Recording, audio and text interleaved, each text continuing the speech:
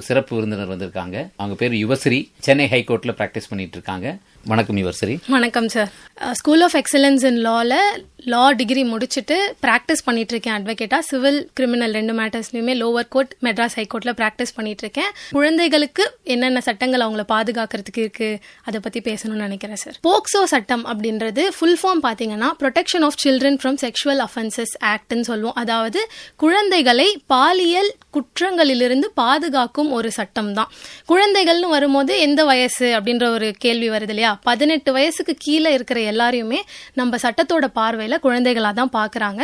18 வயசுக்கு கீழே இருக்கிற ஆண் குழந்தையாக இருந்தாலும் சரி, பெண் குழந்தையாக இருந்தாலும் சரி, அவங்க அதிகப்படியா பாதிக்கப்படுறாங்க அப்படிங்கிற காரணத்துக்காக அதை தடுக்கும் விதமாக தான் இந்த சட்டம் கொண்டு வரப்பட்டது 2012. நியூஸ் பேப்பர்ஸ், டிவில நியூஸ் பார்க்கும் போது எல்லாமே கேள்விப்பட்டிருப்போம்.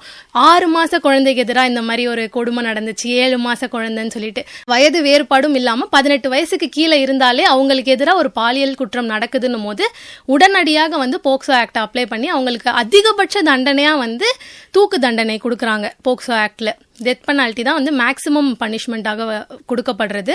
போக்சோ சட்டத்துக்கு கீழே ரேப், அட்டெம்ப்ட் டு ரேப் அந்த மாதிரி அஃபென்சஸ் இருக்காது. ஏன்னா இதுக்கு தனியான சட்டம் இருக்கு. ஐபிசி இப்ப நடைமுறையில் இருக்கிற சட்டம் பாரதிய நியாய சன்ஹிதான்னு சொல்லுவோம், பிஎன்எஸ் சொல்லுவோம் நாங்க ஷார்ட்டா. ஸோ அந்த சட்டத்துல தான் நமக்கு ரேப், அந்த கேங் ரேப், அதே மாதிரி அட்டெம்ப்ட் டு ரேப் இதுக்கெல்லாம் பனிஷ்மெண்ட் வழங்கப்படுறாங்க. போக்சோ சட்டத்துல எந்த மாதிரி அஃபென்சஸ் இருக்குன்னே நிறைய பேருக்கு தெரிய மாட்டுது. செக்ஷுவல் அசால்ட், அதாவது பாலியல் ரீதியா வன்கொடுமை பண்றது ஒரு குழந்தைய, பாலியல் துன்புறுத்தல் செக்ஷுவல் ஹராஸ்மெண்ட்னு சொல்லுவோம், சைல்டு போர்னோகிராஃபிக்காக ஒரு குழந்தைய உட்படுத்துறது, இந்த மாதிரி குற்றங்கள், பெனட்ரேட்டிவ் செக்ஷுவல் அசால்ட்னு சொல்லுவோம், aggravated form of penetrative sexual அசால்ட்லாம் சொல்லுவோம். ஸோ இந்த மாதிரி லிஸ்ட் ஆஃப் அஃபென்சஸ் தான் நமக்கு போக்சோ ஆக்டுக்கு கீழே கொடுத்துருக்காங்க. ஸோ இதுல ரேப்ன்ற அஃபென்ஸ் வராது. ஒரு குழந்தைக்கு எதிராக ரேப் கமிட் பண்ணப்படும் பொழுது அது ஆட்டோமேட்டிக்கா பிஎன்எஸ்க்கு கீழே வந்துடும். ஸோ இதுல செக்ஷுவல் அசால்ட், செக்ஷுவல் ஹராஸ்மெண்ட்ன்ற மாதிரி அஃபென்சஸ் தான் நம்ம இதுக்கு கீழே உட்படுத்துவோம். அதை தாண்டி ஒரு பெனட்ரேட்டிவ் செக்ஷுவல் அசால்ட் அந்த மாதிரி வரும்போது, ரேப்புக்கு இணையான அஃபென்ஸாக இருக்கும் போது அதை போக்சோ ஆக்டுக்கு கீழே கொண்டு வரும். 18 வயசுக்கு கீழே இருந்தாங்கனாலே குழந்தைகள் தான் சொல்லிட்டோம். அப்போ அவங்களை எப்படி தண்டிக்கிறது? அப்போ அவங்களுக்கு தூக்கு தண்டனை வழங்கப்படுமான்ற ஒரு கேள்வி வரும்.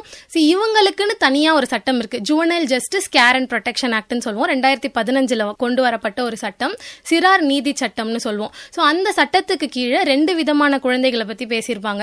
Child in conflict with law, child in need of care and protection சொல்லிட்டு 18 வயசுக்கு கீழே குற்றம் புரிஞ்ச சிறாரை தான் நம்ம ஜுவனைல் அஃபண்டர்லாம் சொல்லுவாங்க. இப்போ இந்த ஜுவனைல்ன்ற டேர்ம் அஃபண்டிங்கா இருக்கு குழந்தைகளுக்கு எதிரான்றதுக்காக சைல்டு இன் கான்ஃபிளிக்ட் வித் லான்ற டேர்ம் தான் நம்ம பயன்படுத்துறோம்.